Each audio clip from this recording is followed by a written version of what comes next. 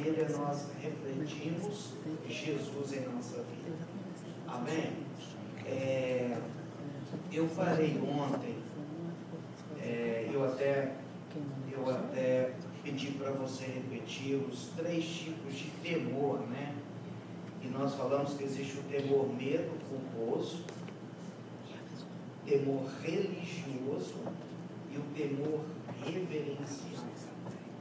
Nós lemos ontem uma referência que está lá em Provérbios, capítulo de Provérbios, de número 1, versículo de número 7, que fala que o temor do Senhor é o princípio da sabedoria. E a palavra temor, se nós formos observar essa palavra temor, se eu pegar essa palavra temor no hebraico, ela significa o cerne. A palavra temor é o cerne, ou é a vida como que eu diria? O temor é a vida do cristão. O temor ao Senhor é o cerne da vida cristã. Essa palavra temor, se eu pegar o significado dessa palavra temor, tanto no grego ou no hebraico, ela dá a ideia de medo, pânico, fobia. Eu não consigo, nos textos originais, encontrar um significado diferente para essa palavra temor. Então, a palavra temor, ela é pânico, fobia, é medo. Agora, como é que nós entendemos que tipo de temor que a Bíblia está falando? É quando eu vou analisar o contexto do texto. Porque se eu analiso o contexto do texto, eu vou entender que tipo de temor a Bíblia está falando. Se a Bíblia está falando de um temor que dá a ideia de medo, se a Bíblia está falando de um temor religioso, eu vou mostrar para você aqui detalhadamente, ou se a Bíblia está falando de um temor reverencial. A palavra temor, ela é também um sentimento de respeito ou reverência. Diga comigo assim: respeito ou reverência. A palavra respeito também é considerar. Diga, considerar. Reconhecer. É um acatamento. O temor a Deus, olha que interessante, é eu ter um respeito, consideração e conhecimento de quem Deus é, ou reconhecer que Deus é Pai, e isso vai produzir em mim um desejo de não transgredir a sua vontade. É como se eu estivesse analisando graça. E tem muitas pessoas que dizem assim: olha, eu vivo na graça. É como se a graça nos desse o direito de quebrar os princípios. É como se a graça nos desse uma liberdade para infligir o que é determinado por Deus, infligir os princípios. Mas na verdade a graça é que me ajuda a entender que eu não vou pecar, porque a graça me alcançou. Esse amor incomparável de Deus, ele é tamanho e é uma revelação tão grande no meu coração, que quando eu olho para a bondade, para a misericórdia de Deus, eu entendo que eu não tenho direito de quebrar os seus princípios, porque Ele me resgatou de onde eu estava pela sua graça. Graça é favor imerecido. Então, é muito interessante quando nós analisamos essa palavra temor. Até porque eu não teria como ser grande no reino se eu não entender o que é o temor do Senhor. Quando nós olhamos para Gênesis, por exemplo, eu posso aqui mostrar para você dois tipos de temor aqui.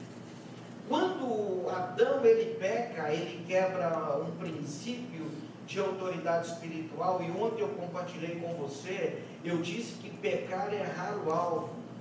Então, quando nós entendemos isso, nós ficamos vigilantes, porque todas as vezes que eu peco, eu estou errando o alvo. Qual é o meu alvo? Meu alvo é Cristo, é vida eterna.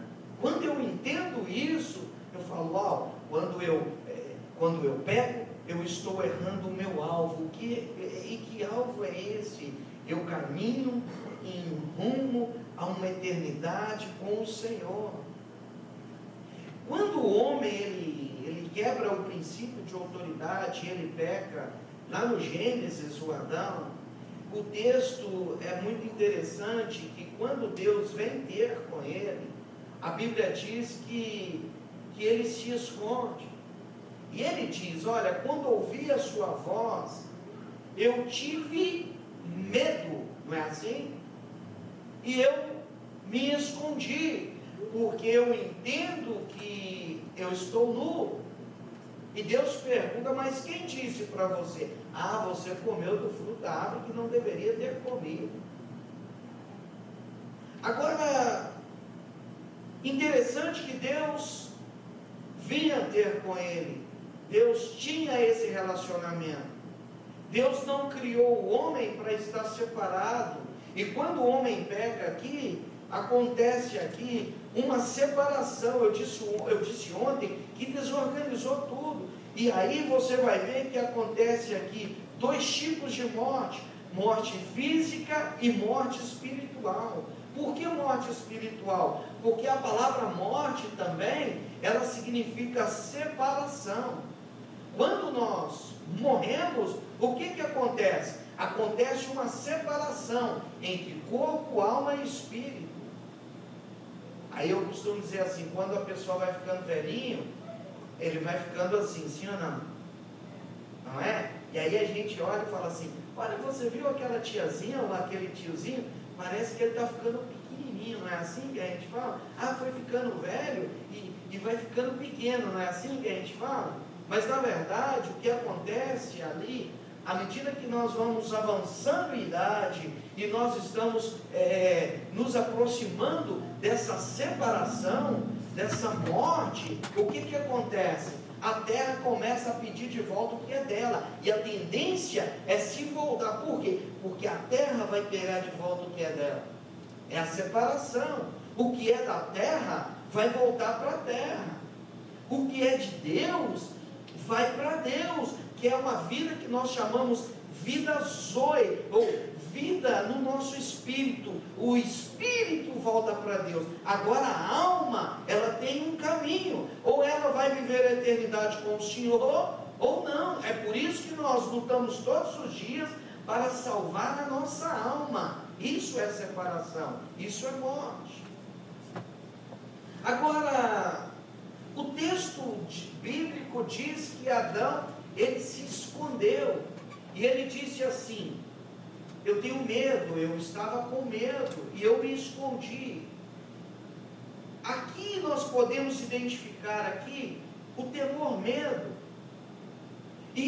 mas isso não ficou limitado, porque quando nós não deixamos Deus trabalhar o nosso caráter, quando nós não entendemos os verdadeiros propósitos de Deus para a nossa vida, individualmente falando, coletivamente falando, quando nós não temos esse entendimento, nós começamos a servir a Deus por uma motivação que é uma motivação errada. Eu sirvo porque eu tenho medo, então é o temor, medo. E como que eu vou explicar isso? Existem muitas pessoas que vêm para a igreja e eles vêm porque eles têm medo de uma penalidade. Então eu preciso ir para a igreja. Por quê? Porque senão Deus vai me penalizar. É um relacionamento errôneo. Eu preciso ir para a igreja, eu preciso servir ao Senhor, porque eu tenho medo. Medo de quê? Eu posso perder o meu trabalho.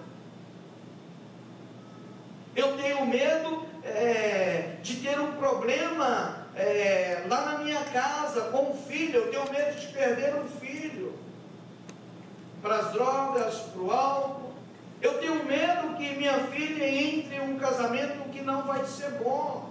Então eu preciso ir para a igreja, porque eu tenho medo. Eu preciso ir para a igreja, porque eu tenho medo de enfrentar um problema na área de imigração. Eu preciso ir para a igreja, porque eu tenho medo de não prosperar nessa nação. Então eu pego a minha Bíblia e eu venho para a igreja, mas na verdade eu não estou exercendo um relacionamento com Deus da maneira que Ele quer e que Ele determinou. Um relacionamento de qualidade, um relacionamento de intimidade. Eu estou na casa, mas eu vivo perdido na casa, e eu não consigo usufruir do que Deus tem para nós, que nós chamamos de uma linguagem teológica, de uma realidade de nova criação. Eu sou nova criatura em Cristo Jesus, então eu tenho direitos, eu tenho os meus deveres, mas eu tenho direitos de filho, de usufruir daquilo que Deus preparou para a minha vida, para a minha família. Mas para eu entender isso, eu preciso ter um relacionamento com Deus da maneira que Deus determinou, da maneira que Deus planejou. Então diga assim: temor, medo. O temor, medo, ele neutraliza as nossas ações. O temor, medo, ele nos impede de tomar posse das coisas que eu tenho. Quer ver um exemplo? Sabe quando você está se arrumando para vir para a igreja, e aqui principalmente, né? E aí, eu vou falar agora das mulheres que vai lá para o closet e começa a procurar a roupa, o calçado, e aí são tantos, e aí ela encontra um, e ela fala assim: havia me esquecido, eu tenho esse par de sapatos aqui. E aí ela se lembra, mas é dela, está guardadinho lá, mas ela não usava porque ela não abriu o closet, ela não buscava, ela não procurava. E isso acontece às vezes na vida cristã. E o homem vai para o closet e quer dizer: eu me esqueci que eu tinha aquele blazer ali, aquela camisa. Não abre, sabe? E não tem acesso, porque não busca, não procura. E quando você procura, você encontra, você fala: uau, me lembrei, eu tenho isso aqui. Então isso acontece na nossa vida cristã. Às vezes nós temos direito, está lá, nós não tomamos posse. Sabe por quê? Porque nós somos imaturos espiritualmente falando. Nós não amadurecemos, nós não crescemos no temor do Senhor, nós nos relacionamos com Ele da maneira errada. É como na educação dos nossos filhos. Os filhos crescem, eles tomam as suas decisões, e é muito fácil. Eu tenho 4 filhos, o meu filho mais velho tem 21 anos, e eu tenho a minha filhinha mais nova, ela tem 4 anos. É muito fácil eu conduzir, e eu nessa fase agora, eu ir direcionando a minha menininha de 4 anos. É muito fácil, eu ensino. Agora o meu filho de 21 anos, eu ensinei para ele, mas ele tem 21 e agora ele toma as suas decisões. Eu não vou agora conseguir estar onde ele está. Eu não vou estar com ele 24 horas. A pequenininha está do meu lado. Eu falo: não faz isso, é perigoso. Não vai para a janela. Não coloca isso na boca. Mas o mais velho, ele toma suas decisões. Eu não consigo estar em todos os lugares. Mas o que eu faço? Eu ensinei para ele o que é certo.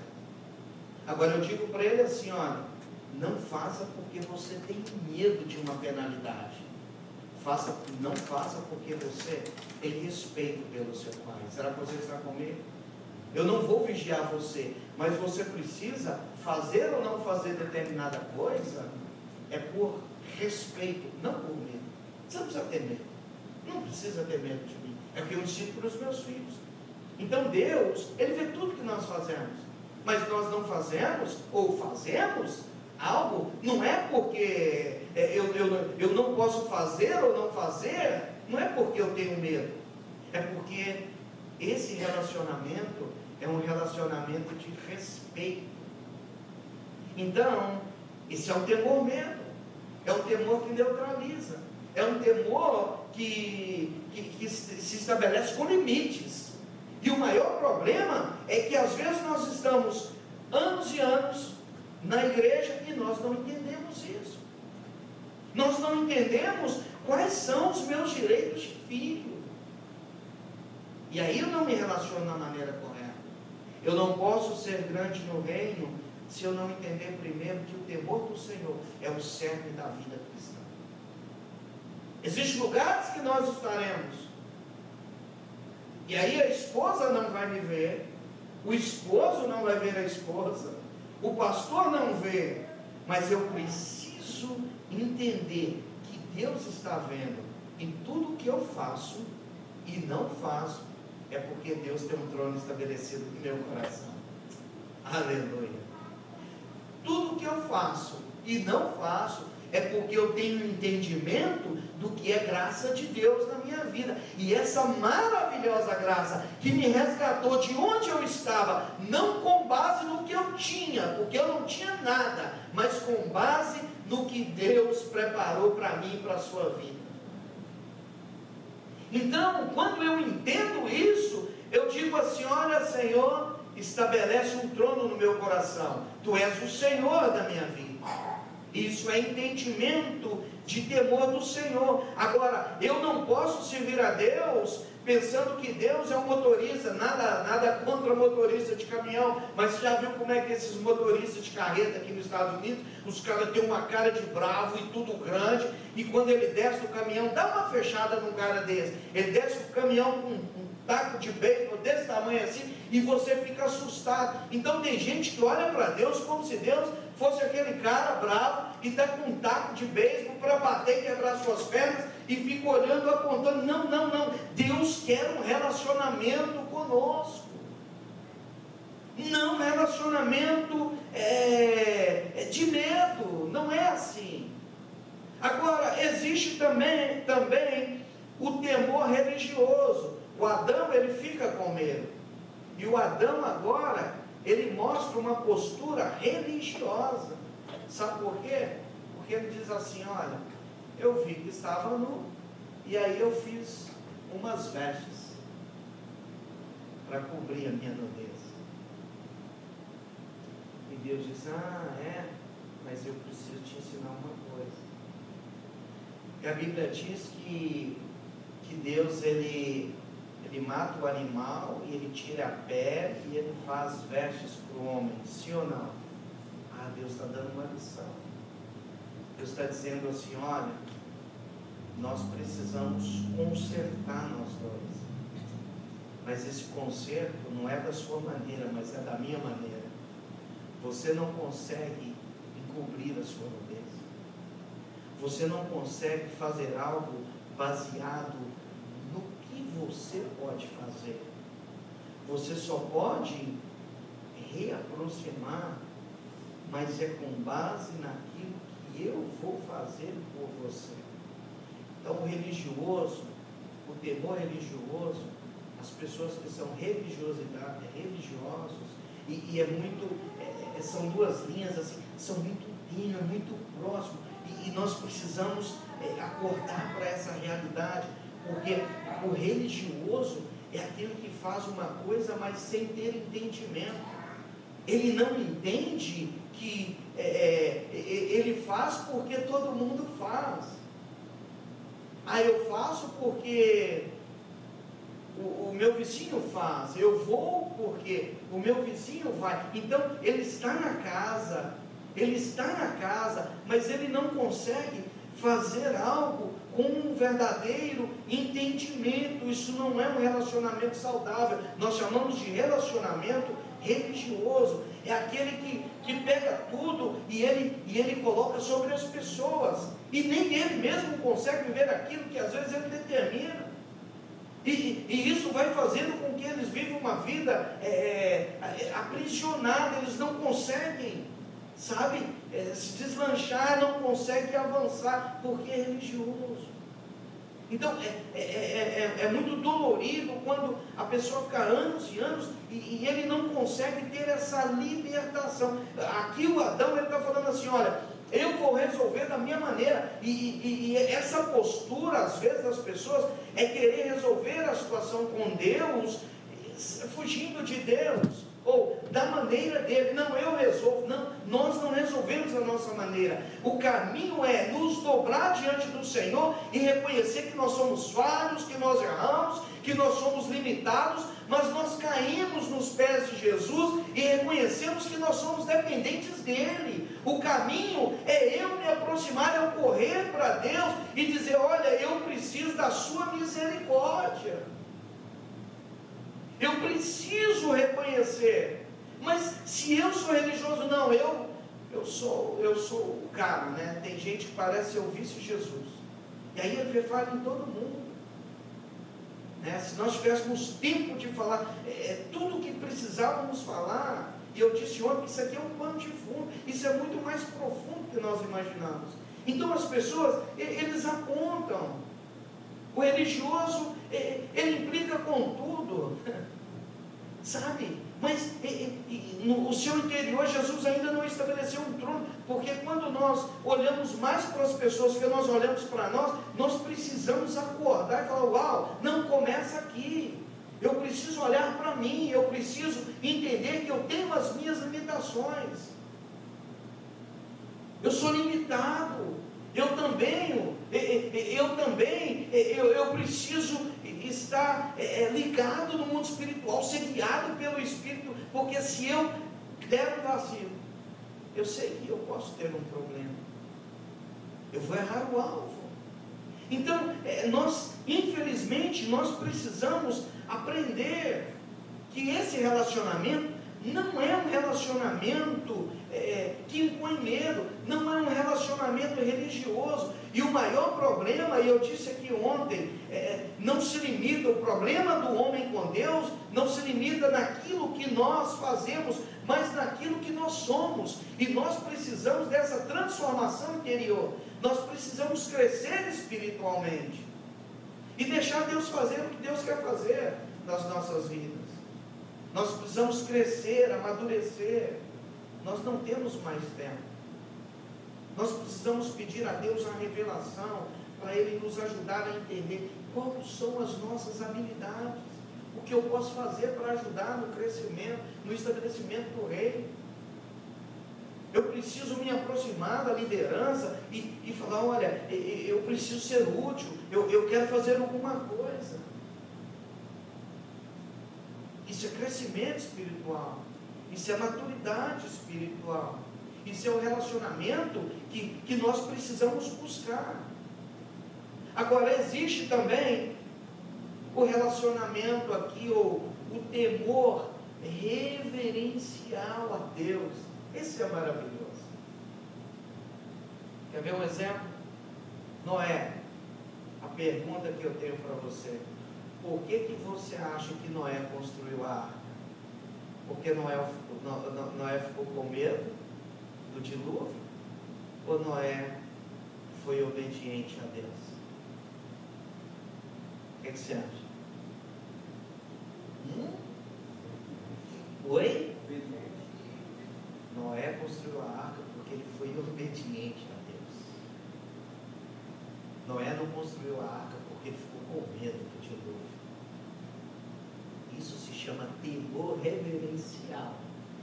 Tudo que eu faço e tudo que eu não faço tem um aspecto em Deus. Tudo que eu faço e não faço é porque Deus criou um fascínio em mim e Ele é o meu bem maior. Essa é a proposta do reino para nós.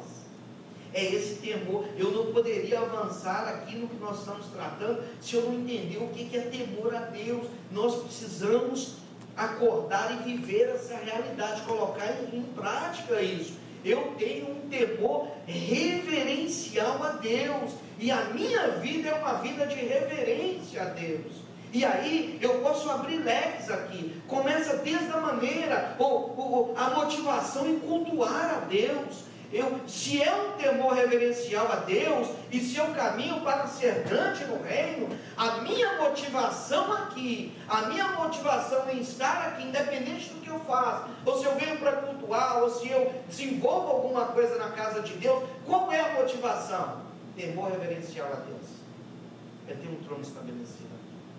Quais são as nossas motivações? Porque uma coisa eu preciso ter certeza, não é medo.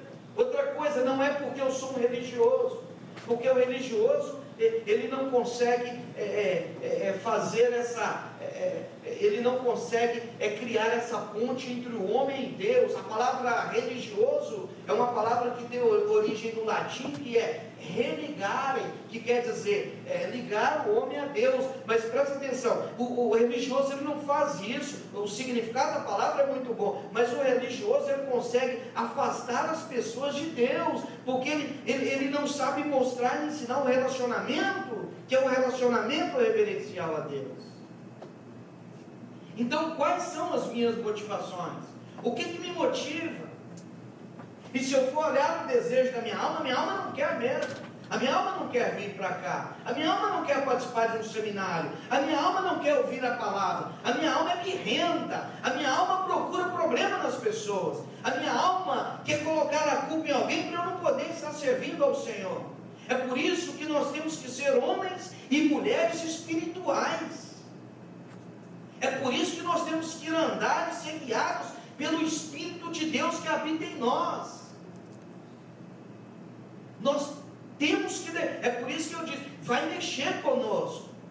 Isso vai tratar conosco e começa aqui. É por isso que nós precisamos caminhar em Espírito. É por isso que eu digo, o apóstolo Paulo diz assim, olha, se tu tens o Espírito, ande em Espírito. É a mesma coisa, você tem uma bicicleta lá na garagem da sua casa e não anda com a bicicleta. Então você tem bicicleta, anda de bicicleta. Você tem Espírito, você tem um Espírito, ande em Espírito. Nós precisamos acordar para essa realidade. Nós não temos tempo mais. E quando eu entendo isso, muita coisa vai mudar nas nossas vidas. Quais são as nossas motivações? Quais são as nossas motivações? Seria tão bom se um domingo igual esse, aí todo mundo fala, não, o verão chegou. Não é? Você pegar a sua família, às vezes, não vou dizer que é errado você fazer, e nós precisamos fazer isso, e você poderia ter decidido hoje, eu não vou, mas você veio, você está aqui. Por que você veio? Porque nessa manhã a alma não deu direção para a sua vida, mas o Espírito de Deus que habita em você, ele te motivou a estar aqui. Você fez a coisa certa, a motivação precisa ser a motivação certa. E isso é ser grande no reino. Então, eu preciso falar algumas coisas aqui para dar sequência e nós estamos falando aqui para lideranças.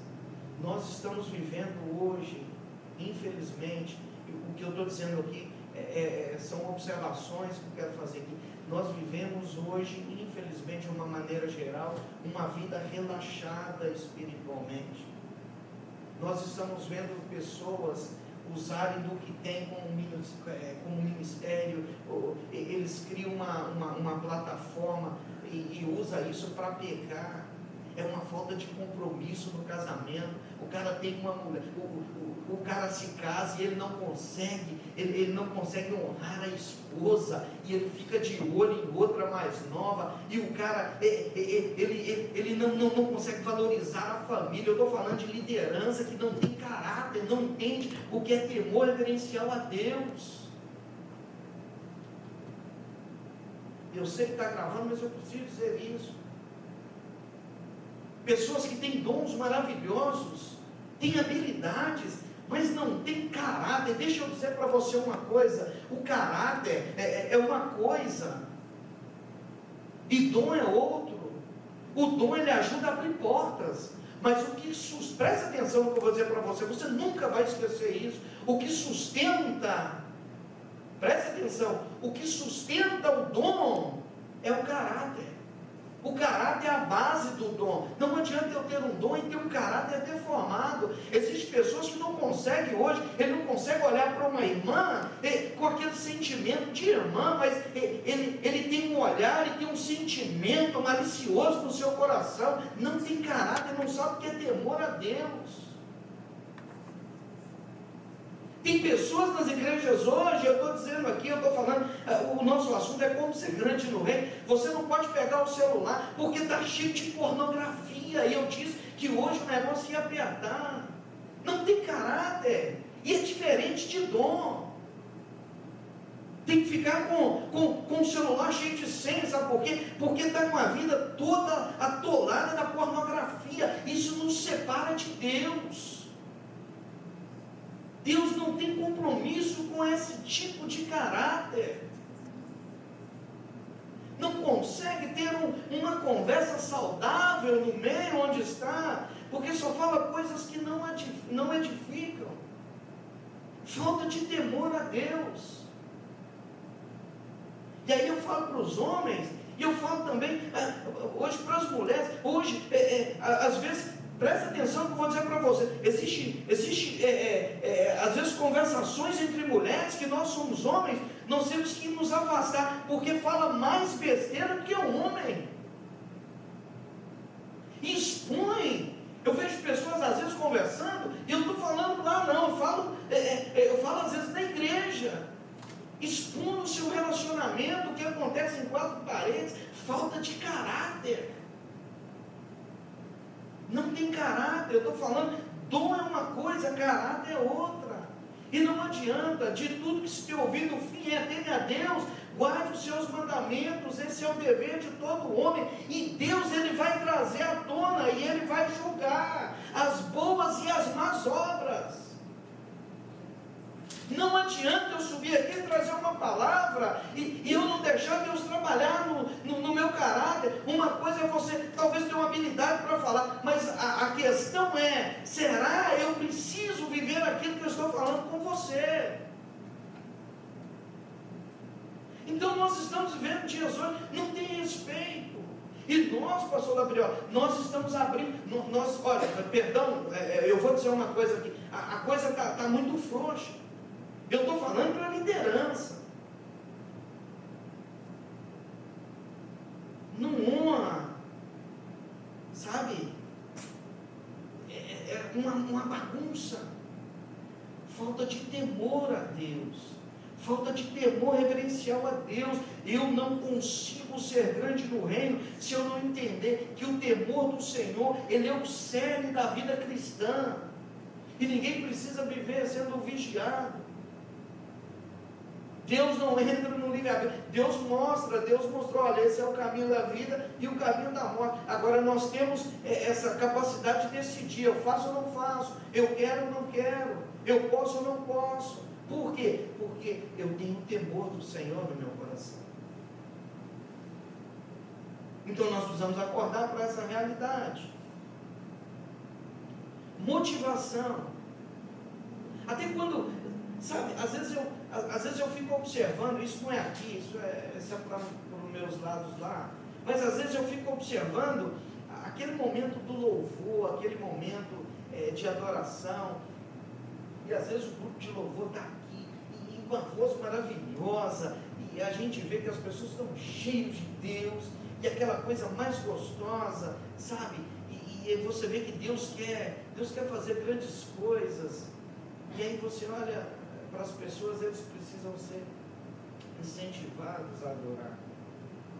Parece que não tem alegria no coração para fazer. É como se o departamento de louvor tivesse que falar, pelo amor de Deus, adore, louve, fale bem dele, declare uma palavra de gratidão, onde está a nossa motivação. E outra coisa, eu não adoro a Deus porque Deus faz algo para mim, eu adoro a Deus porque Deus, Ele é soberano.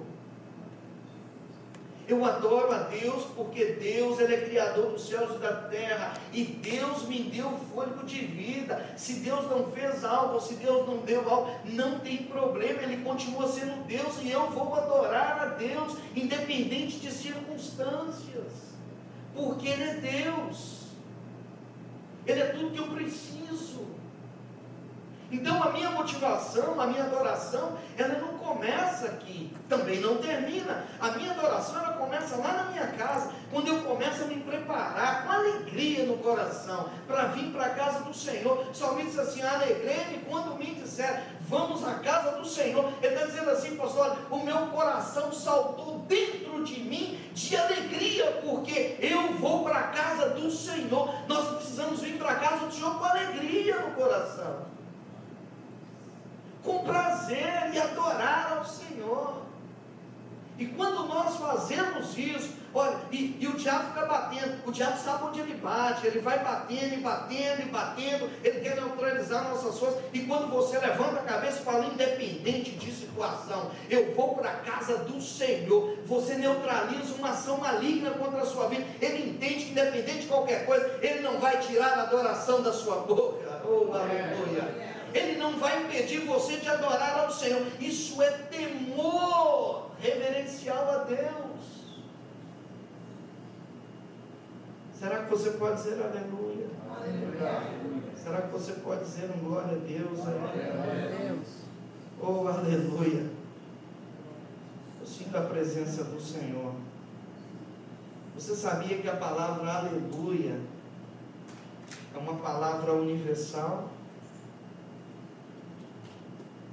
Qualquer lugar no mundo que você for, a palavra aleluia, ela não muda. A palavra aleluia no hebraico é halel. A palavra halel quer dizer adore a Yahvé. Todas as vezes que você diz assim, aleluia, você não só está adorando, mas você está olhando para quem está do seu lado e está dizendo assim, adore a Ele, oh aleluia. Adore a Ele. Às vezes nós falamos tantas coisas e nós não entendemos. Quando você diz assim, aleluia, você está dizendo assim, olha, adore a Yahvé, halel. Por quê? Porque o nome de Deus expressa quem Deus é. Por que eu vou adorar a Deus? Primeiro, Ele é único, soberano, eterno, Ele é brilho, Ele é majestade, ou Ele é tudo o que eu preciso. Ele é Deus. É por isso que quando Deus fala para Moisés ir lá falar com aquele povo que iria libertá-los, e aí Moisés diz assim, mas olha, e quando eu chegar lá, eles vão perguntar quem me enviou, o que eu vou dizer? Deus fala assim, diga que o eu sou te enviou. A palavra, esse eu sou aí, Deus dá um recado perfeito. Moisés fala a coisa perfeita, porque no hebraico você nunca vai encontrar na gramática hebraica alguém dizer assim, olha, eu sou. Porque os judeus sabem que o eu sou é Deus. O meu nome é Maílson. Então, se eu for dizer, se eu fosse escrever no hebraico, eu diria assim, eu Maílson. Eu não sou Maílson, porque o eu sou só se aplica a Deus. Aí quando Moisés diz assim, olha, o eu sou, aí eles falam, eu sei quem é. É o Deus de Abraão, o Deus de Isaac, o Deus de Jacó. Ou é Ele que te enviou para nos tirar daqui. Então nós precisamos entender. A palavra o eu sou é Errie. Deus está falando assim, Errie, Asher, Errie. Eu sou tudo aquilo que você precisar que eu seja. Eu sou o Deus de cada momento, eu sou o Deus de cada circunstância. Eu sou tudo aquilo que você precisar que eu seja. Se você está cansado, eu sou o seu descanso. Se você está triste, eu sou a tua alegria. Ou se você está com fome, eu sou o maná que desceu do céu. Se você está com frio, não, tem uma coluna de fogo que vai me aquecer. Se o sol está quente, não, tem uma coluna de fumaça que vai me proteger. De dia, a nuvem. que protegia do sol, à noite coluna de fogo, para proteger do frio. Esse é o Deus que nós servimos. Será que você pode dizer aleluia? Olha para alguém que está do seu lado assim, aleluia, aleluia, adore a Ele.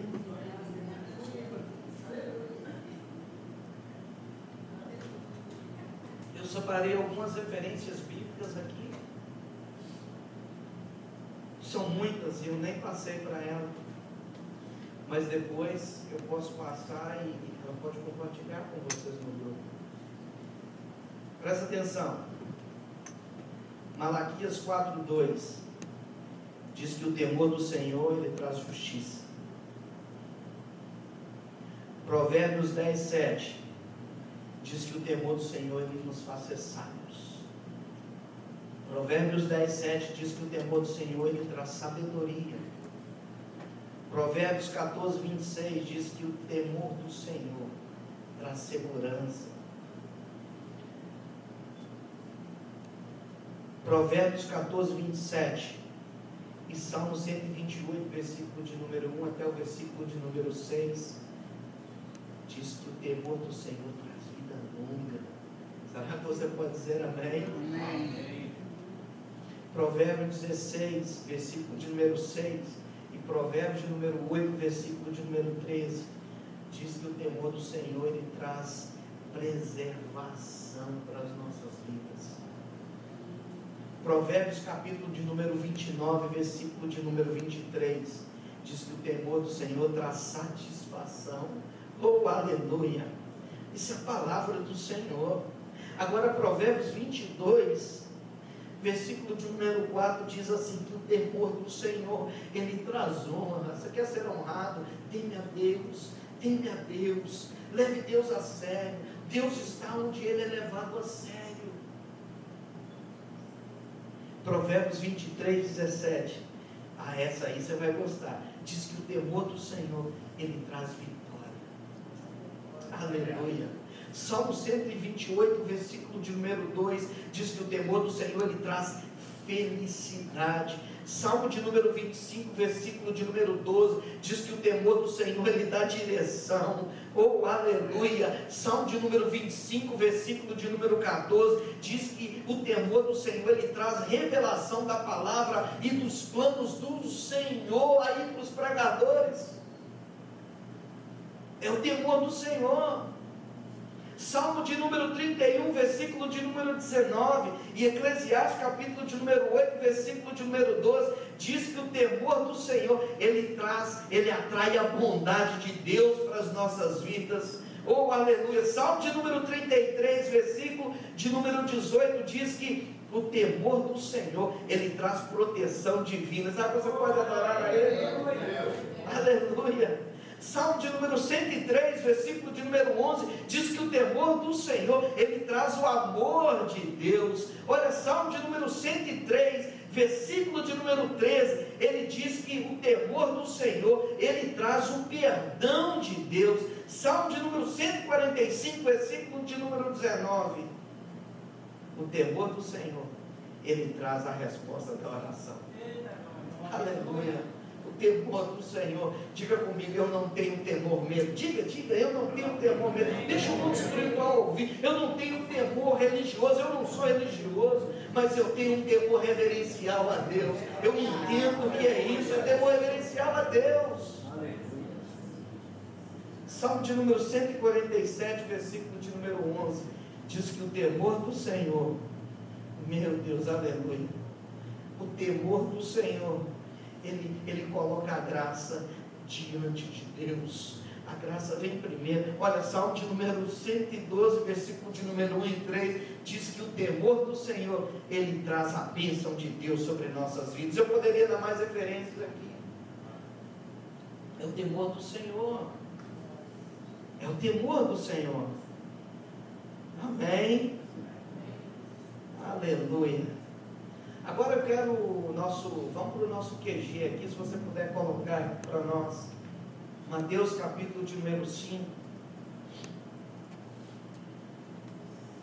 Mateus capítulo de número 5, versículo de número 1.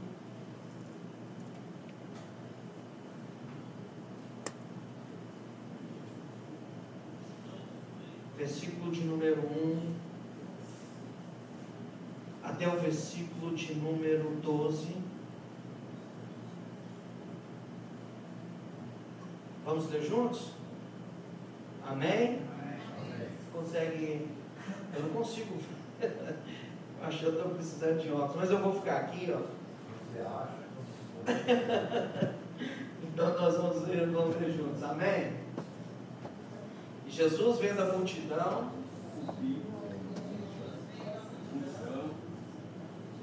e assentando-se, aproximando-se dele, os seus discípulos.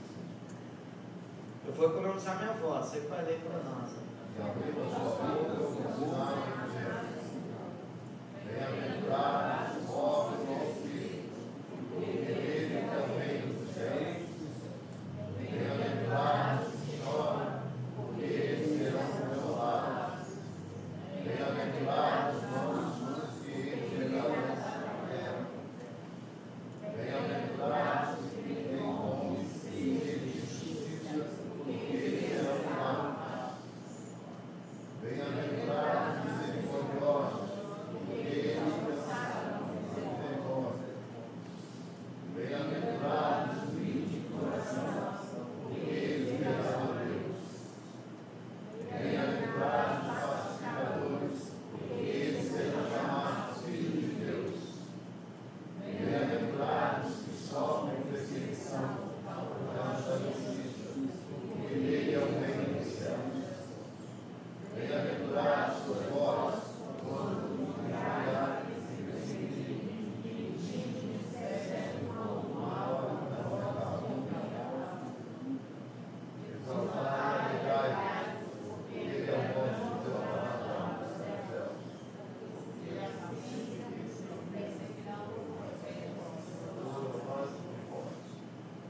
Aí está a estrutura do reino. Aí está a estrutura do reino. É por isso que eu disse que esse aqui é o nosso QG. É o nosso quartel-general. Imagina, olha que interessante. E aí eu quero definir com vocês aqui, eu sei que vai ser uma visão panorâmica, mas eu preciso falar pelo menos um pouquinho de cada um deles aqui. Olha que interessante aqui. A primeira coisa, eu costumo dizer que as pessoas pensam que a humildade é sinônimo de fraqueza, sim ou não? Não é assim? Não sei se eu falei isso aqui da outra vez, a humildade é sinônimo de fraqueza. E nós ensinamos isso para os nossos filhos. Nós estamos formando uma geração aí que não sabe o que é ser humilde. E se não é humilde, não consegue submeter a ninguém. Nem ao diretor da escola, nem ao professor da escola. Não se submete aos pais. Não se submete, sério, é uma geração que nós estamos formando aí. Não se submete ao irmão da porta. Não se submete ao pastor da igreja. Porque não é humilde. Não sabe o que é ser humilde. Mas a Bíblia diz assim, olha, o que é o bem-aventurado? Feliz. Aquele que é humilde. Eu aprendi quando eu estava bem pequeno, adolescente, que a humildade é a base da vida. Eu nunca esqueci essa frase. Alguém disse assim, olha, aprenda uma coisa, a humildade é a base da vida. Porque a pessoa que é humilde, ele tem tato, é fácil de se relacionar.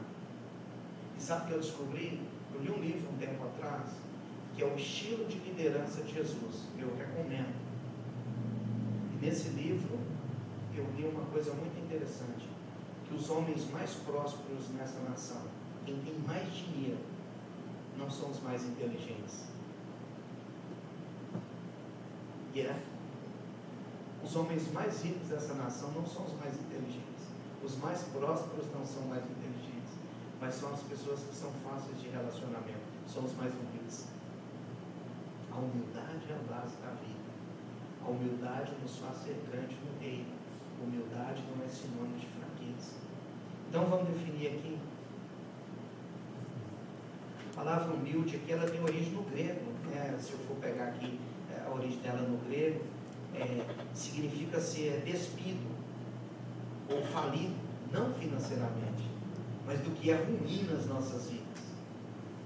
Agora, essa palavra aqui no grego, olha que interessante, que se traduz como humilde, ela vem de uma raiz que significa baixar-se ou encolher-se. Ela se refere não simplesmente, presta atenção, isso é muito interessante, ela se refere não simplesmente àqueles para quem a vida é luta, porque às vezes a pessoa vive um momento ali de humildade porque está passando por uma luta, passando por uma adversidade, e aí a pessoa fica mais humilde, né? Mas não é isso. Essa palavra humilde aqui nós precisamos entender que é um princípio que nós precisamos viver independente da situação que nós estamos. Então, eu sou humilde quando eu estou passando por uma fase difícil, mas quando eu estou bem, eu preciso continuar a ser humilde. A palavra humilde ou ser humilde, essa é a proposta do reino também para nós. Então, o ser humilde aqui é abaixar-se, é diminuir, é encolher-se. E eu disse para você ontem que no reino grande é quem é. Quanto mais humilde você for, mais Deus vai te exaltar. Onde você estiver, lá no seu trabalho, seja humilde, Deus vai exaltar você. Na igreja, seja humilde, Deus vai exaltar, Deus vai honrar você. Então, humildade não é sinônimo de fraqueza. Humildade é maturidade espiritual. Toda pessoa que tem maturidade espiritual, ele é humilde. Porque humilde, ele sabe entrar e sabe sair. Ele vence briga sem brigar. Humilde, às vezes, ele se cala. E quando ele se cala, ele vence batalhas. Humildade. Está aqui, é alicerce. Esse pobre de espírito aqui, quer dizer, eu reconheço que não tenho nenhuma autossuficiência. Esse pobre de espírito aqui, que é humilde, quer dizer que dependo da vida espiritual para herdar o reino de Deus. Eu não posso nada sem Deus. O humilde entende que ele é ovelha, e a ovelha, ela depende do pastor, 100%. Isso é humildade.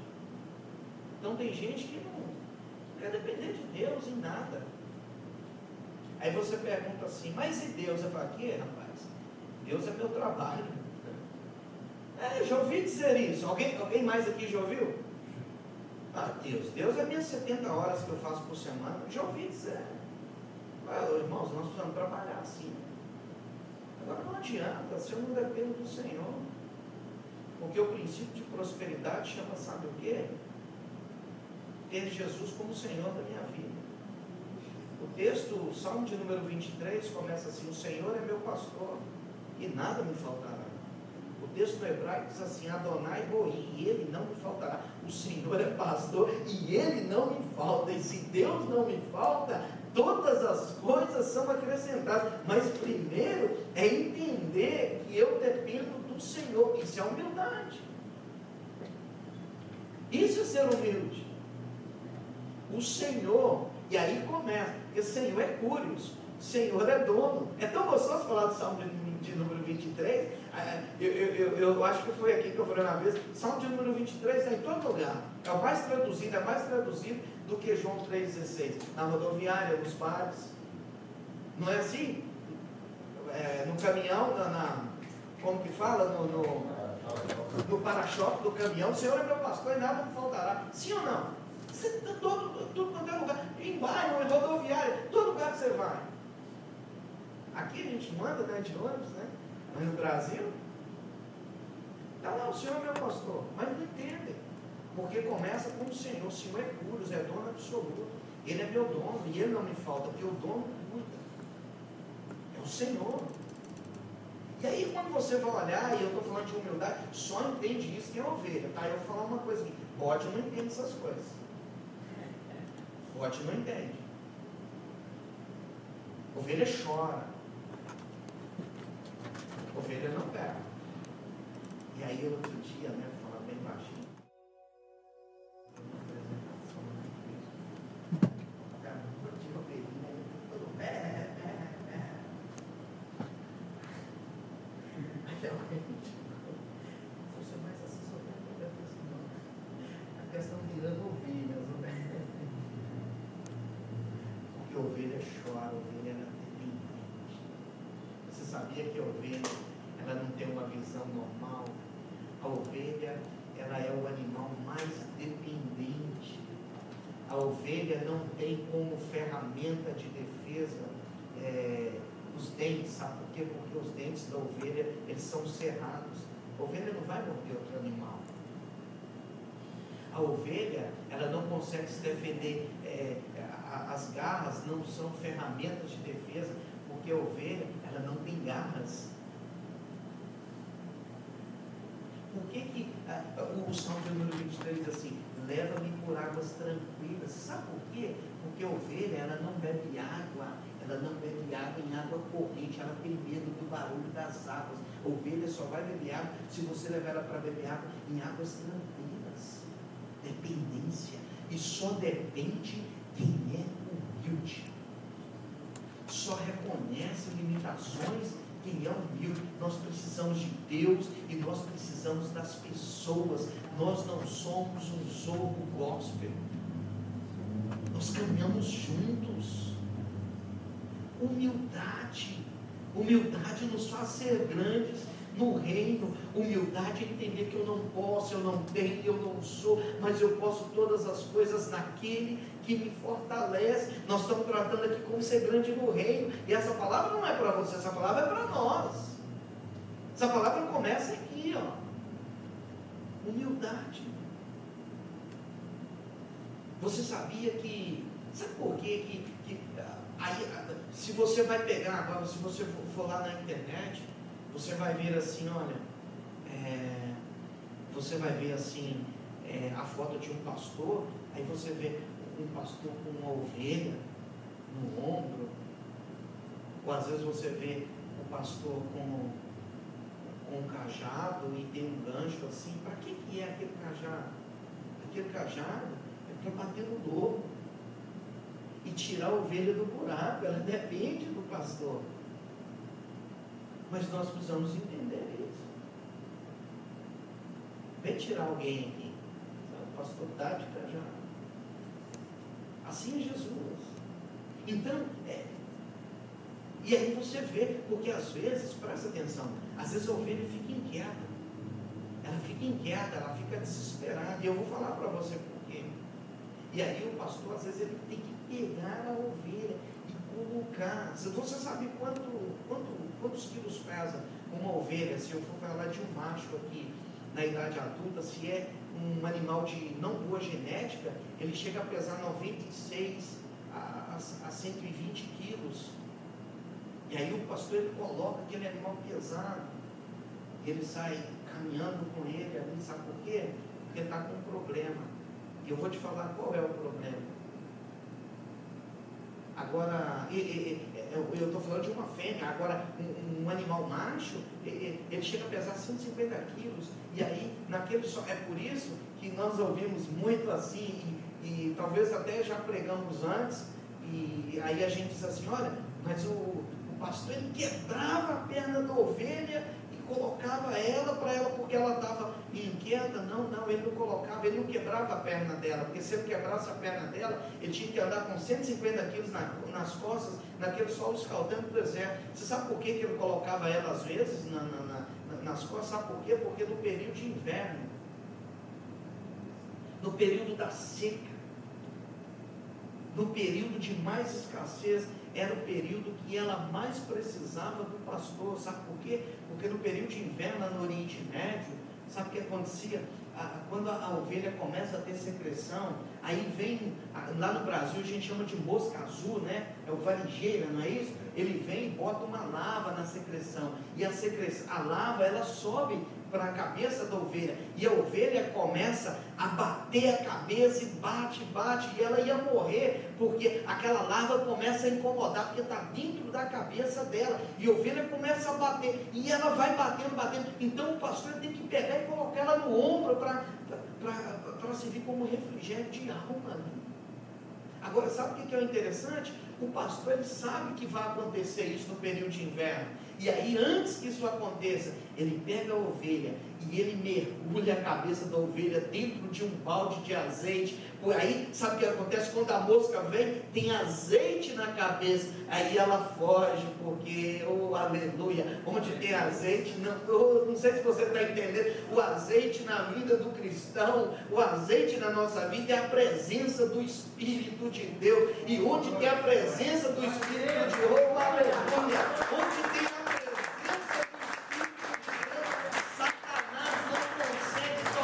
mente. A mosca aí é Satanás, que quer trabalhar na mente. Existem muitos caminhos, presta atenção, existem muitos caminhos, sabe? Existem muitas estratégias, muitas, ele usa muitas, mas o caminho é um, chama-se a mente.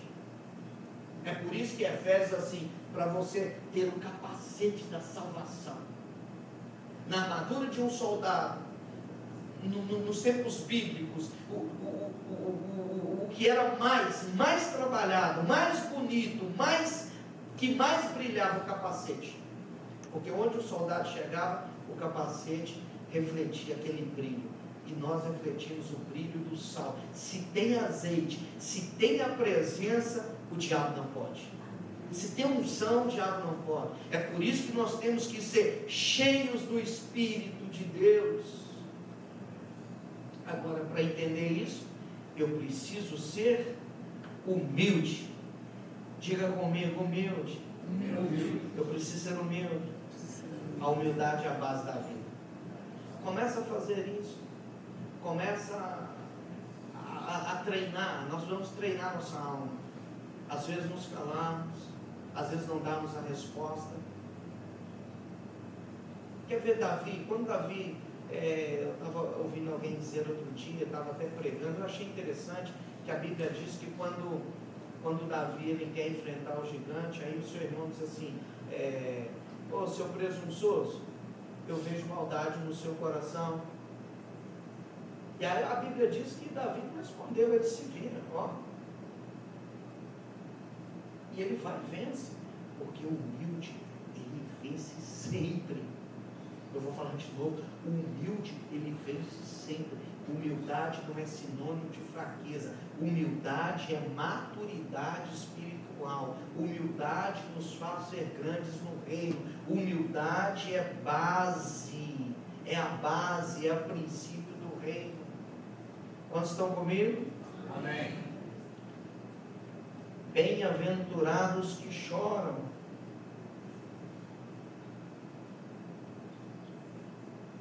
Nós aprendemos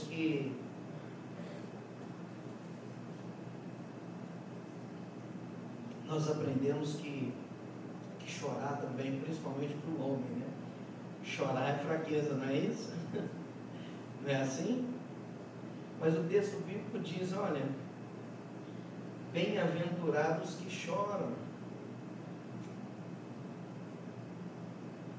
Mas eu quero adorar ao Senhor, que o Senhor, Ele enxuga todas as nossas lágrimas. Amém. Chorar aí é dependência, chorar é entendimento. Agora presta atenção, existem momentos que nós choramos, e existem momentos, chorar aqui, os que choram, não é sinônimo de fraqueza.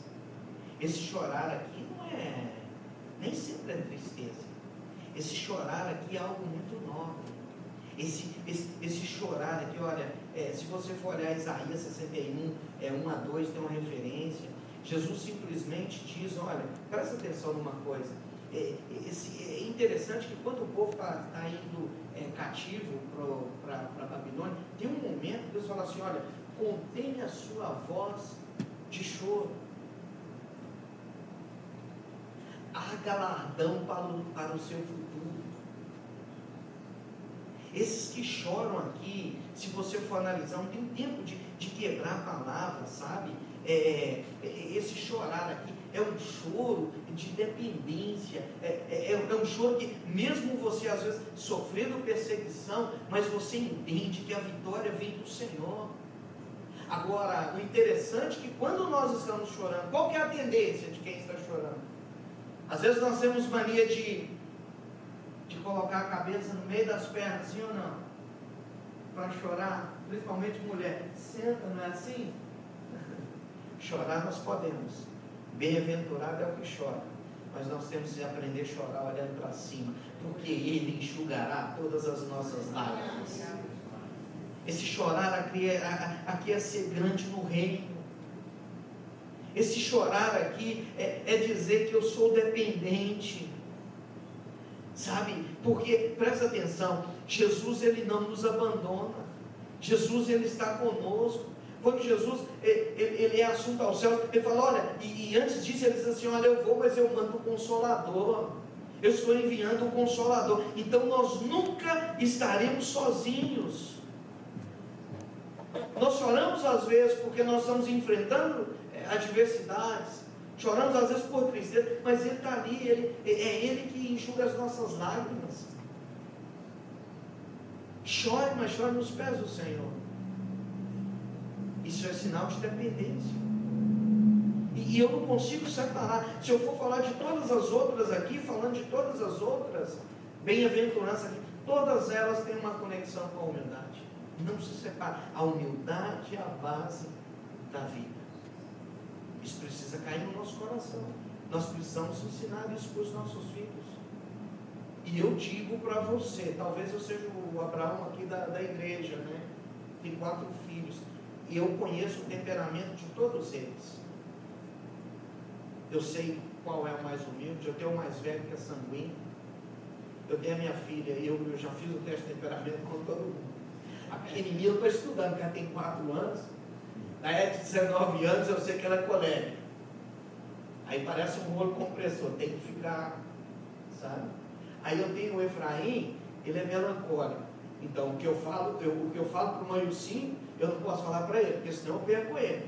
Às vezes eu dou uma dura no mais velho, daqui a pouco ele está me abraçando e aí perdoa rapidinho. Sanguíneo, barulhento, sabe?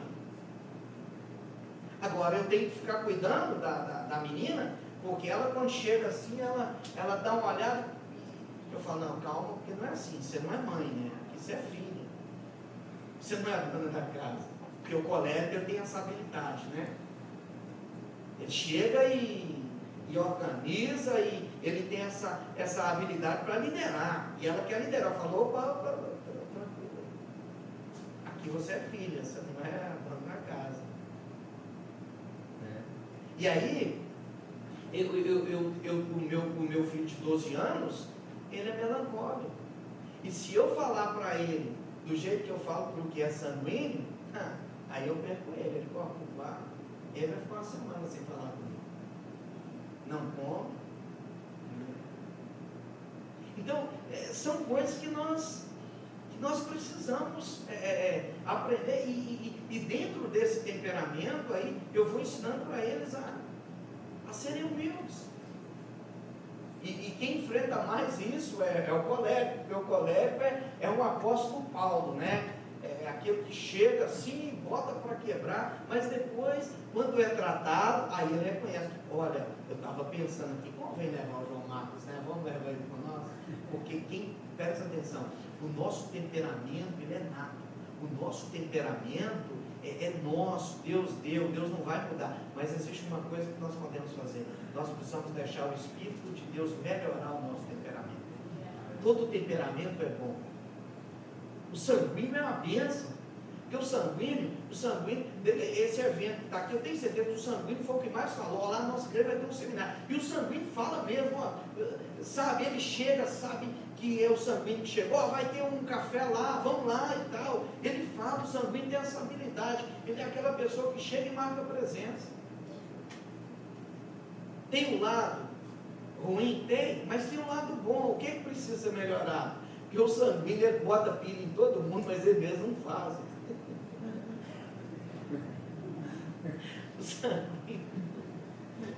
O sanguíneo, né, pastor?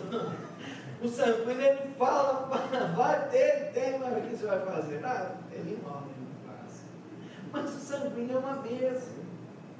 O colérico, irmãos, ele é uma bênção. O colérico precisa melhorar, né? Quando entra a humildade, eu falo, não, peraí, eu vou até mandar, mas eu vou mandar por favor, porque eu sou humilde. Nós estamos falando aqui dos princípios do reino. Aí o melancólico, ele vai chorar primeiro, mas aí quando ele pega para fazer, ele faz tudo perfeito, tem que ter paciência. Por isso que às vezes o colega vai ter um choque com o melancólico, porque o colega chega, rapaz, para ontem. Ele fala, não, se for para fazer, eu tenho que fazer direito. Eu sou detalhista.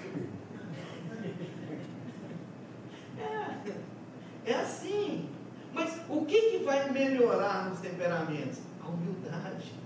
A humildade é a base da vida. Eu não consigo crescer no reino, eu não consigo ser grande no reino, se eu não sou uma pessoa humilde. E a pequenininha, ela, não dá para identificar ainda, parece que vai ser colérica, sabe? Então, as duas são coléricas. Imagina, eu tenho três em casa, né? Tem a esposa, tem a de 19 e tem a pequenininha que está crescendo. Então, nós temos que nos fortalecer também para ficar igual o negócio, 3 contra 3, né?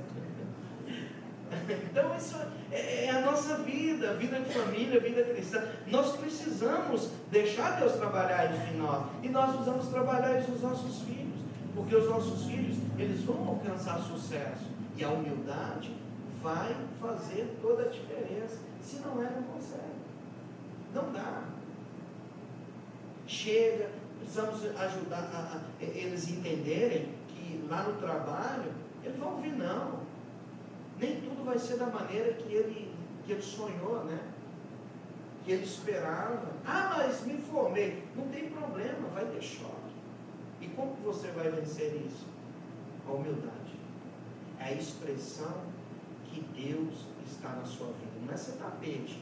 Existem momentos que nós temos que nos posicionar, mas nós não perdemos a nossa humildade, porque a humildade nos dá sabedoria. Isso é muito profundo. Então é princípio do reino. Outra coisa, ser manso, bem-aventurados mansos. Essa palavra manso aqui no grego é praus, que significa, isso aí eu tenho que falar, por isso que eu falei, que não separa do humilde. Olha aqui, uma pessoa que é manso, olha as características aqui, e ela tem origem no grego, que é praus, né? Olha o que significa, é ser gentil. Uma pessoa mansa, ele é gentil. E aí a pessoa que é gentil, aí por isso que eu digo, ele tem tato. Ele não é um bolo compressor. Ele sabe às vezes identificar. Tem momentos que ninguém está 100% assim todos os dias. Existem momentos que às vezes você está triste, você está cansado. E aí nós precisamos colocar em prática a gentileza. Nem tudo na igreja acontece da maneira que às vezes nós esperamos. Às vezes você espera algo da família pastoral e não conseguiu aqui essa vida corrida. E aí a gente, não, vamos ser gentil. Não conseguiu. Então às vezes nós queremos colocar peso uns sobre os outros. Nós precisamos entender essa realidade e ser gentil. Olha que interessante. Então qual que é o significado de ser manso? É ser gentil. Olha aí que interessante. É ser humilde, não se separa. A humildade aqui é a base. Ser atencioso. Já parou? Sabe quando assim a gente não consegue ser atencioso com as pessoas?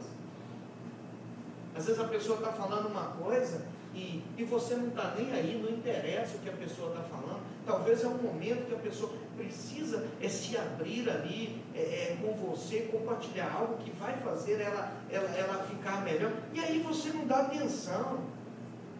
Então, ser humilde, né? Esse ser manso aí significa ser gentil, gentileza. É ser humilde, atencioso, ser cortês. Olha aí, quem gosta disso é as mulheres, né? É ser cortês, ser brando no falar. Não sou eu que estou falando, eu estou definindo a palavra aqui no original. Ser brando no falar. Não é o que você fala, é a maneira que você fala. É o tom, ser brando. A Bíblia diz, olha, lá em Provérbios, que a palavra branda, ela... Aí nós falamos assim, quando nós trocamos a miúdo, nós falamos assim, é prata de luva, pá, pá, pá, pá, pá, vem quebrando tudo. Se derruba qualquer gigante. A palavra branda, ela desvia o furor. Ser brando.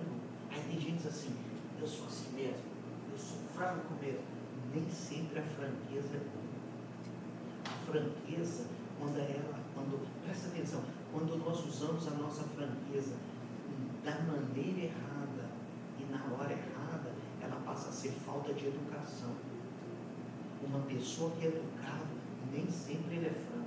E quando ele é franco, ele usa a sua franqueza com sabedoria. É ser grande no reino. E se você não consegue administrar isso, sabe o que acontece? Você não consegue trazer as pessoas para ficar perto de você. Olha, meu pastor vai fazer um jantar lá, vamos comigo para a igreja hoje, o meu pastor vai ministrar a palavra. Você fala isso lá no seu trabalho, ele vai falar assim, eu não vou, já tenho que tolerar esse cara muito educado aqui o tempo todo, eu vou com ele ainda para a igreja no final de semana. Se nós não sabemos administrar isso, nós não vamos conseguir cair na graça das pessoas. Em Atos, capítulo de número 2, versículo de número 42 até o versículo de número 47, o texto bíblico diz assim, olha, em cada alma, em cada coração havia temor, e o Senhor acrescentava todos os dias aqueles que haviam de ser salvos. O Senhor vai acrescentar nas nossas vidas pessoas. E aí você vai chegar aqui um domingo com 1, 2, 3 convidados. Sabe por quê? Porque você tem dado, você é uma pessoa, você é uma pessoa gentil, você é uma pessoa humilde, você é uma pessoa atenciosa, você é uma pessoa cortês, você é uma pessoa benigna. Olha o significado da palavra, gente, uma palavra. E sabe o que significa também? A palavra no original é como se fosse um freio que se põe em cavalos. Olha que interessante. Dá direção. A palavra manso aí, ele consegue dar direção. É muito profundo isso. É muito nobre. Quantos estão comigo? Amém. Então, são coisas que nós sabemos. Não é assim? Mas às vezes nós esquecemos. Amém? E se eu fosse falar aqui de manso aqui, eu poderia falar mais e mais e mais aqui. Mas eu separei alguns tópicos, porque eu sei do nosso tempo, e tem um assunto aqui que eu quero compartilhar com você, dentro ainda dessa nossa conversa aqui de hoje. E eu vou pedir aqui um texto bíblico, Mateus, se você puder, sem pressa, tranquilo. Mateus, capítulo de número 5, versículo de número 13.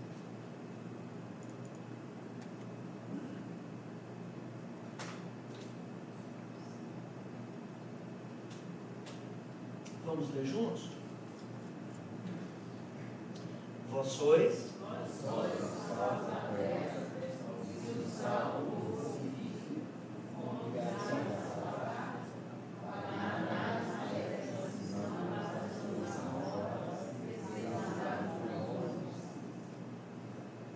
nós somos o sal da terra. O sal é para dar sabor, não é? O sal é para dar tempero. E se o sal perde o seu sabor, para que ele serve? Para ser jogado. Para ser jogado fora. Então,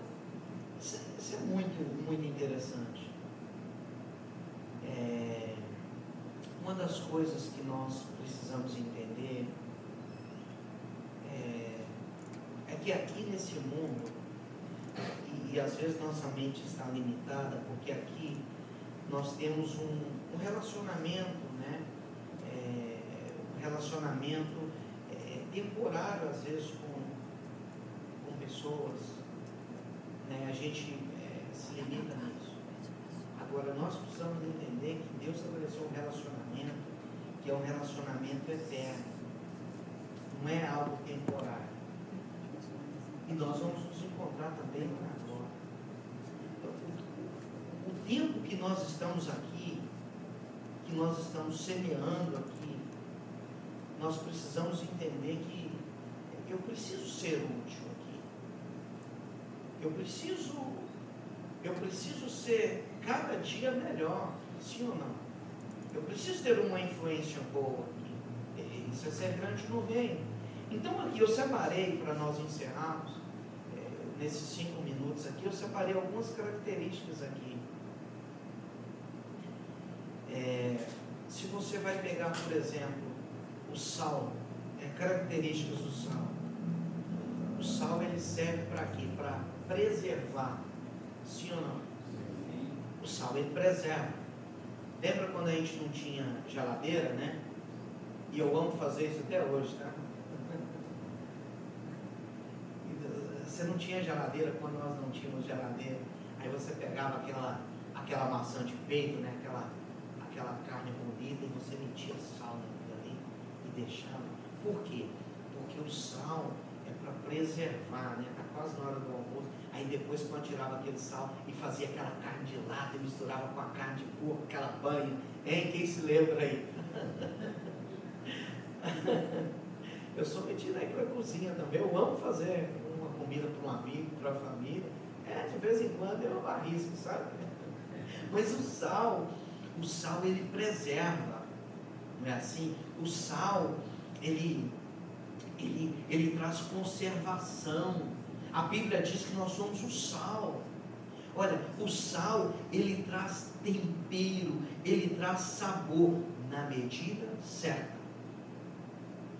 Então, onde nós chegamos, se nós somos o sal na terra, nós chegamos para quê? Para dar aquele tempero bom, não é? Dar um sabor. Mas o sal é bom quando é a quantidade, e aí entra aquilo que eu falei da religiosidade. Às vezes nós chegamos, eu sou sal da terra, e aí começa a apontar o dedo, não, expor as pessoas, aí todo mundo vai fugir da gente. É igual o diácono, que é muito bravo com as crianças, já viu? Aí o menino aprende uma oração assim: olha, eu sei que se eu resistir ao diabo, o diabo vai fugir de mim. Resistir ao diabo, e o diabo fugirá de vós. Aí o irmão chega 10 minutos atrasado, né?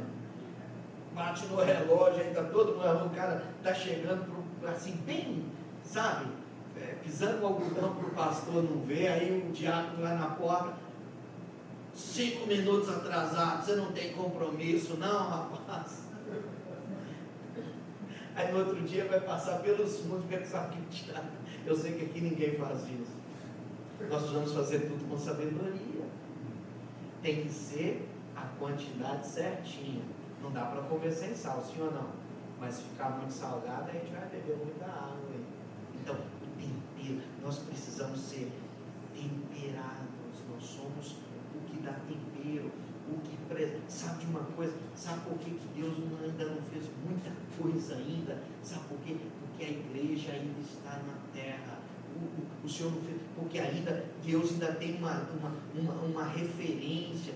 Deus tem a igreja, nós somos sal da terra, e nós somos usados também como remédio, porque o sal, ele também é remédio. Já estou terminando.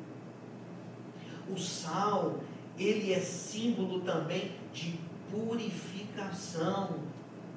O sal, ele é símbolo também, quando você olha para o Antigo Testamento, e quando se trata de alianças, o sal também, ele é símbolo da sabedoria. O sal representa a pureza moral. O sal. Nós somos o sal da terra.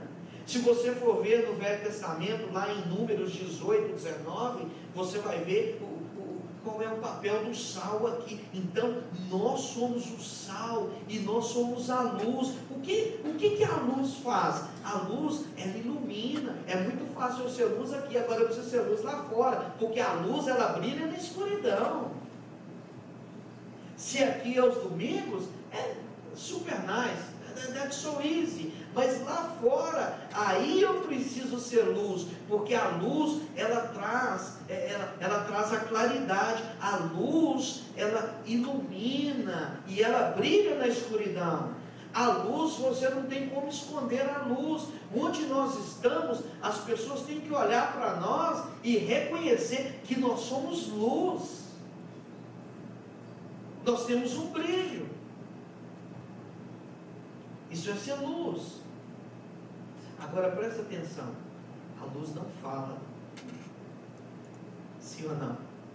Aí eu ouvi uma frase um tempo atrás assim: pregue o evangelho, se for preciso você fala.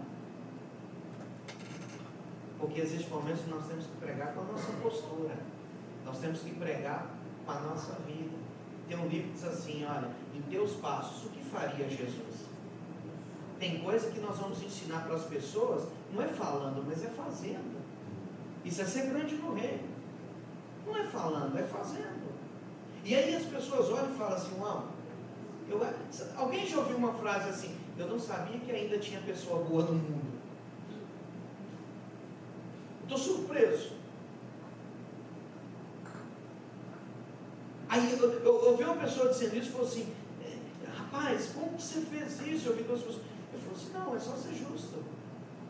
Mas as pessoas estão tão acostumadas, presta atenção, as pessoas já estão acostumadas a serem avacalhadas, a serem prejudicadas, que quando alguém faz uma coisa boa, aí parece ser novidade. Mas não, é só ser justo, é só ser luz, é só ser bacana, é só ser crente. Isso é princípio do reino. Isso é um alicerce. A luz não fala, mas às vezes a luz não fala, né? Mas ela traz brilho. Agora a luz, ela traz segurança. Ninguém consegue andar no escuro com segurança, sim ou não? A luz, onde tem luz, nós nos sentimos seguros, sabe por quê? Porque aí você sabe que tem uma direção. Então a luz, ela dá direção. Nós temos que direcionar as pessoas. E aí, eu não tenho tempo de falar hoje, mas quando nós entendemos isso, nós somos pacificadores. Esse pacificadores aqui da bem-aventurança aqui, não é só pacificar no horizontal, mas é pacificar no vertical. É sermos uma ponte que liga Deus e o homem. Mas para isso eu preciso ser luz. Eu preciso dar segurança. Eu preciso mostrar o caminho. Quem faz isso é a luz. A luz reflete o caráter e a moral de Deus. Quando nós somos luz, nós refletimos o caráter e a moral de Deus. Sabe por quê? Porque Deus é luz. Isso é uma certeza. Isso é verdade. Eu preciso saber disso e viver isso todos os dias. Será que eu posso dizer um amém? Amém. Glória a Deus. Vamos ficar de pé. Eu quero orar com você, te agradecer por esse tempo, por estar aqui conosco. Agradecer mais uma vez o pastor Gabriel, a sua esposa, filho. E eu quero pedir a você que deixe essa palavra cair no seu coração. Eu sei que às vezes eu possa ter dito alguma coisa aqui que talvez chocou você, mas é assim. É assim que o Pai faz. E essa palavra falou primeiro comigo. Primeiro falou comigo. É por isso que eu compartilhei aqui. Eu sei que o que nós ouvimos aqui vai acrescentar vai nos ajudar a crescer. Amém?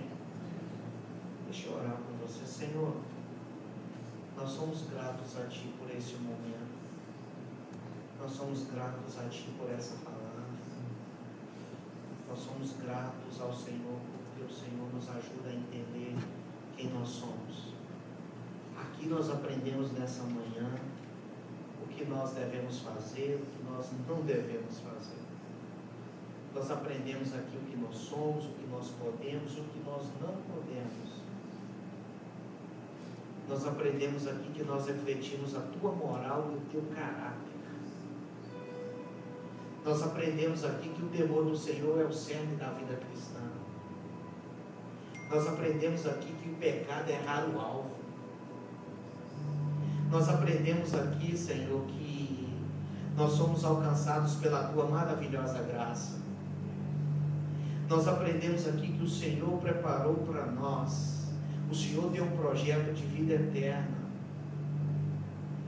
Nós aprendemos aqui que nós não somos religiosos.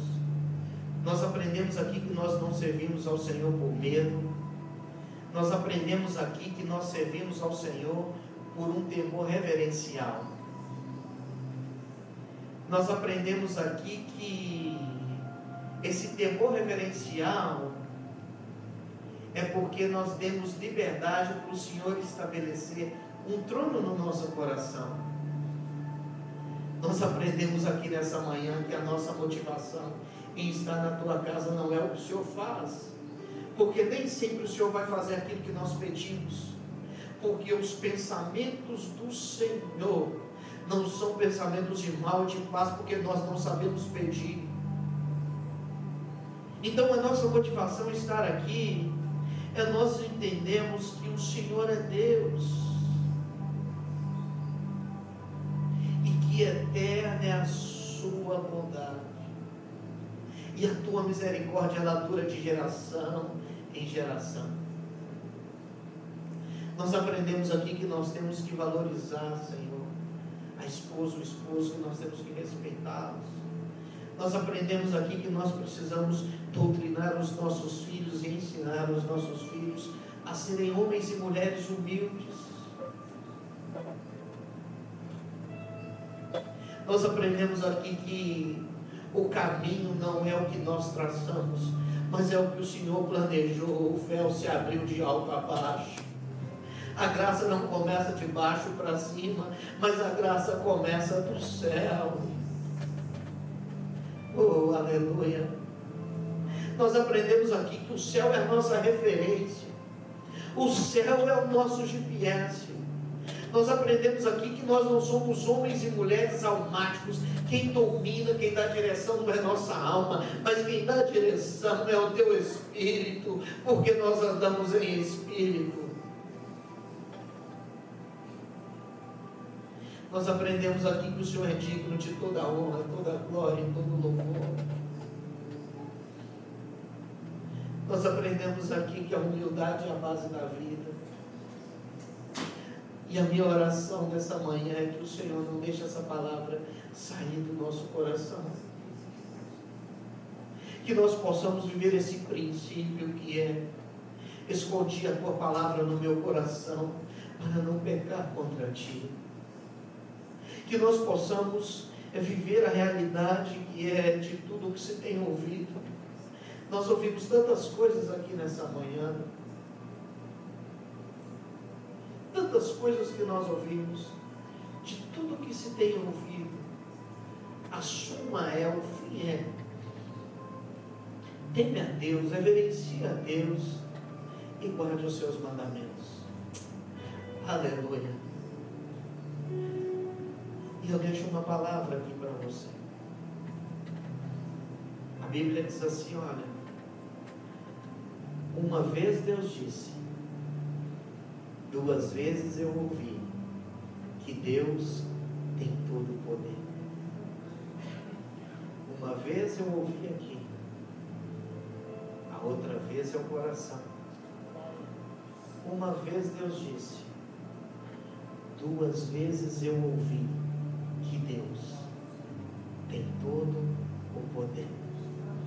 Eu compartilhei com você aqui ontem e hoje. Isso aqui que se chama Logos. Logos é a palavra de Deus expressa. Tudo que nós precisamos. O Logos de Deus. Mas existe o Rema de Deus. O Logos, ele vem para cá e ele precisa vir para cá. E aí é o Rema.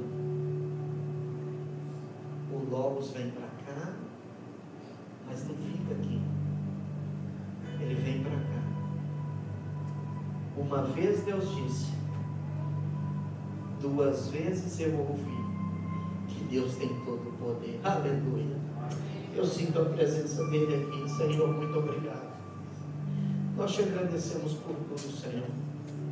E eu quero te prometer algo aqui. Tudo que o Senhor fizer, tudo que o Senhor fizer em nossas vidas, nós queremos prometer ao Senhor que nós daremos toda a honra, toda a glória e todo o louvor. Será que você pode aplaudir ao Senhor?